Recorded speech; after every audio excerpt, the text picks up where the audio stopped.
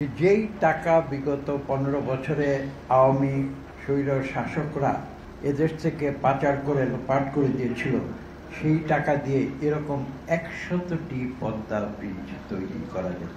তো কার টাকা লোপাট করেছে? এই দেশের দরিদ্র খেটে খাওয়া মানুষের টাকা। এই যে $234 বিলিয়ন আমরা বিলাতের পত্রিকায় পড়েছি, ফাইন্যান্সিয়াল টাইমসে পড়েছি, বাংলাদেশের অনেক পত্রিকায় সেটাকে অনুবাদ করে আবার নতুন করে লেখা হয়েছে, একটি ভিডিও ক্লিপ, একটি ভিডিও ডকুমেন্টারি তৈরি করা হয়েছে।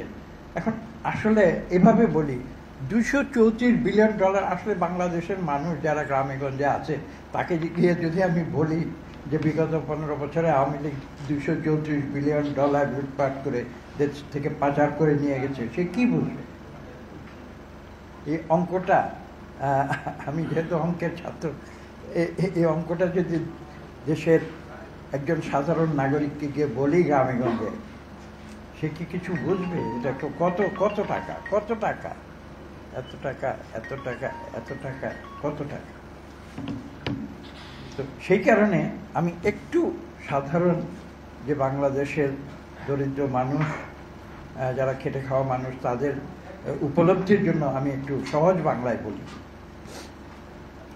যে পরিমাণ টাকা লুটপাট করেছে বিগত 15 বছর, $234 বিলিয়ন, এটার পরিমাণ আসলে আপনারা জানেন যে বাংলাদেশে একটা বিরাট পদ্মা ব্রিজ আওয়ামী লীগ সরকার তৈরি করেছে। ইলেকট্রা এয়ার কন্ডিশনার কম বিদ্যুৎ খরচে দেবে অধিক শীতলতা, আর সেভিংসও হয়ে যাবে। তাই এর কাজে লেগেছিল একটা সিংহভাগ দুর্নীতির মাধ্যমে চুরি হয়েছে। যাই হোক, তো আমরা জানি যে 30-35 হাজার কোটি টাকার মতো খরচ হয়েছে। তো আমি সাধারণ মানুষের উপলব্ধির জন্য এভাবে বলছি যে যেই টাকা বিগত 15 বছরে আওয়ামী স্বৈর শাসকরা এদেশ থেকে পাচার করে লোপাট করে দিয়েছিল, সেই টাকা দিয়ে এরকম 100টি পদ্মা ব্রিজ তৈরি করা যেত।